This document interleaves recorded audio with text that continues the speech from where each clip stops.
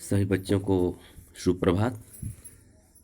प्यारे बच्चों, इसके पहले के वीडियो में हम लोग पहले दोहे और चौपाई का अध्ययन कर चुके हैं।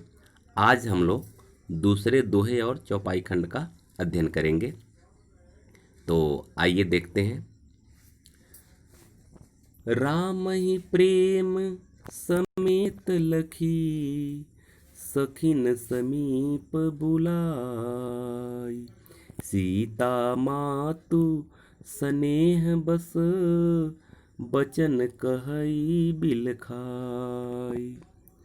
सखी सब कौतुक देखिन हारे, जेऊ कहावत ही तू हमारे। को न बुझाई कहई गुरु पाही, ए बालक असी हठ भल नाही। रावण बाण छुआ नहीं चापा, हारे सकल भूप करिदापा।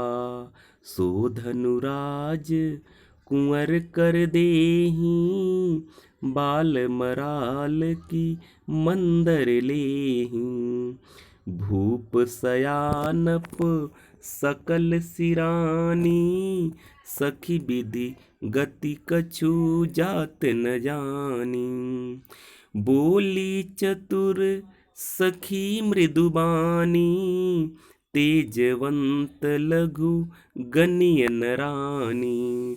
कह कुंभज कह सिंधु अपारा, सो सेउ सुजसु सकल संसारा।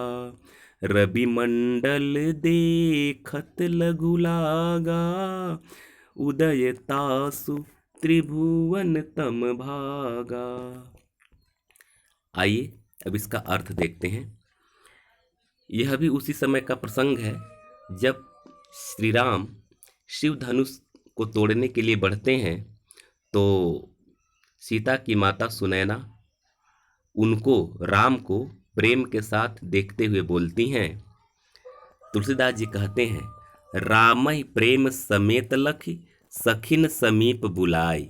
वो कहती हैं कि राम को प्रेम के साथ देखते हुए सीता की माता राम को प्रेम के साथ देख करके सखिन समीप बुलाई, अपने सखियों को अपने पास बुला करके कहती हैं, सीता मातु स्नेह बस। यहाँ स्पष्ट कर दिया गया है कि सीता की माता स्नेह के बस में होकर के स्नेहपूर्वक श्री राम को देखती हैं और स्नेह के बस में होकर के बचन कहई बिलखाई, बिलख करके माने बिलाप करते हुए यह अपनी सखियों से कहती हैं कि सखी सब कौतुक देखिन हारे, ज्यों कहावत ही तू हमारे।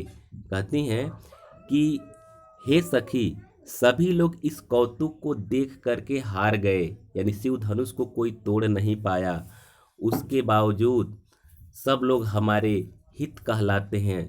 ज्यों कहावत ही तू हमारे, जो हमारे हित कहलाते हैं वह भी इस राम को रोक नहीं रहे हैं। आगे कहती हैं, को न बुझाई कहई गुरु पाही, ए बालक असिहट भल नाही। कहती हैं कि कोई गुरु विश्वामित्र को यह समझा करके बुझाई, माने समझा करके नहीं कहता है कि ये बालक असिहट भल नाही, ये छोटे बालक हैं, यह इस हठ के योग्य नहीं है। हठ का तात्पर्य कि इतने महान और योद्धा, विशाल विशाल योद्धा, धरती के सभी भूप इस शिव धनुष को तोड़ने के बजाय इसको छू भी नहीं पाए और हार गए। इतने विशाल शिव धनुष को ये बालक कैसे तोड़ेगा? तो उनके गुरु विश्वामित्र को कोई समझा करके क्यों नहीं कहता है कि वह इस बालक को रोक लें? आगे वो रानी विलाप करते हुए, बिलखाते हुए अपनी सहेलियों से कहती है कि रावण बाण छुआ नहीं चापा, हारे सकल भूप करिदापा। कह रहे कि रावण और बाण माने बाणासुर, माने रावण और बाणासुर जैसे महान वीर इस शिव धनुष को छू नहीं पाए, छुआ नहीं चापा, इस धनुष को छू तक नहीं पाए, इसे दूर से प्रणाम करके चले गए। और हारे सकल भूप करिदापा, दापा का मतलब होता है अहंकारी या घमंडी। तो कहते हैं कि संसार के सारे अहंकारी राजा भी हार गए, लेकिन शिव धनुष को उठा नहीं पाए।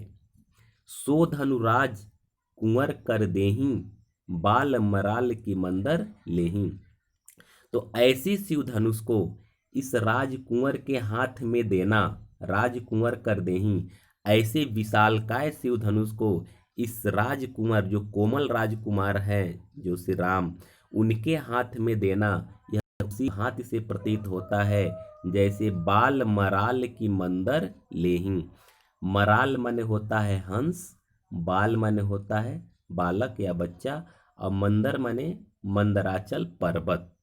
तो यह उसी तरह से प्रतीत होता है जैसे हंस के बच्चे को मंदराचल पहाड़ उठाने के लिए कहा जा रहा हो। यानी श्री राम को शिव धनुष तोड़ने की आज्ञा देने का अर्थ उसी तरह से प्रतीत हो रहा है जैसे किसी हंस के बच्चे को मंदराचल पहाड़ उठाने के लिए कहा जा रहा हो। भूप सयानप, भूप सयानप सकल सिरानी, सख विधिगति कछु जात न जानी। भूप सयानप सकल सिरानी, वह कहती हैं कि राजा भी सयाने हैं, राजा भी क्या है, सयाने हैं, यानी बुद्धिमान है, और सकल सिरानी, और हर प्रकार से समझदार है। भूप सयानप सकल सिरानी, भूप किसको संबोधित करते हुए कहती हैं, राजा जनक को। कहती हैं कि महाराज जनक भी बुद्धिमान हैं और समझदार हैं, लेकिन फिर भी वे इस बालक को रोक नहीं रहे हैं। और विलाप करते हुए कहते हैं कि हे सखी, विधि के गति को कुछ जाना नहीं जा सकता है, यानी विधाता यहाँ क्या करने वाला है, क्या होने वाला है, उसकी गति को मैं समझ नहीं पा रही हूँ। तो रानी के इस विलाप को सुन करके उनकी एक चतुर सहेली जो श्री राम के महिमा को जानती थी, वह बोली, बोली चतुर सखी मृदुबानी, तेजवंत लघुगनीय नरानी। वह चतुर सहेली सीता की माता से मृदुबाणी में, मीठे वचन में बोलती है कि हे महारानी, तेजवंत लघुगनीय नरानी, माने हे रानी, तेजवंत यानी जो जो जिनके अंदर तेज होता है, जो यशस्वी होते हैं, उनको लघु गणीय, छोटा नहीं गिनना चाहिए, उनकी गिनती छोटे में नहीं करना, उनको छोटा नहीं आंकना चाहिए। उदाहरण देते हुए कहती है, कह कुंभज कह सिंधु अपारा। उदाहरण देते हुए कहती है कि कहाँ कुंभज का तात्पर्य होता है घड़े से उत्पन्न होना, कुंभ अज घड़े से उत्पन्न होना, तो यह संबोधित है अगस्त मुनि को। तो अगस्त मुनि घड़े से उत्पन्न हुए थे। तो वह सखी कहती है कि कहाँ कुंभ से, घड़े से उत्पन्न होने वाले अगस्त मुनि, और कहाँ सिंधु अपारा, और कहाँ विशाल समुद्र, सोसेव सुजस सकल संसारा, सारा संसार उनके सुजस को, उनके जस को जानता है कि वह सोसे माने सोख लिए, क्या सोख लिए, अपार सिंधु को, माने इतने विशाल समुद्र को सोख लिए, वह पी गए, उनका जस सारा संसार जानता है। जबकि वह कैसे उत्पन्न हुए थे, एक छोटे से घड़े से उत्पन्न हुए थे। तो उनके संशय को दूर करते हुए कहती हैं कि अगस्त मुनि छोटे से घड़े से उत्पन्न हुए थे, उसके बावजूद विशाल समुद्र को पी गए, उनका जस सारा संसार जानता है, इसलिए हे महारानी, श्री राम को आप छोटा मत आंकिए। दूसरा उदाहरण प्रस्तुत करते हुए कहती हैं, रवि मंडल देखत लघु लागा, उदय तासु त्रिभुवन तम भागा। और कहती हैं रवि मंडल यानी आकाश में सूर्य जो है बहुत छोटा दिखाई देता, देखत लघु लागा, देखने में बहुत छोटा दिखाई देता है, लेकिन उदय तासु त्रिभुवन तम भागा, लेकिन जैसे उसका उदय होता है, सूर्य जैसे उगता है, त्रिभुवन तीनों लोकों का, तम माने अंधकार, भागा माने भाग जाता, नष्ट हो जाता है, तब तीनों लोकों का अंधकार नष्ट हो जाता है। अर्थात आकाश मंडल पे सूर्य देखने में बहुत छोटा लगता है, लेकिन जैसे उसका उदय होता है, जैसे वह उगता है, वैसे ही इस तीनों भुवन के, तीनों लोकों के अंधकार को दूर कर देता है।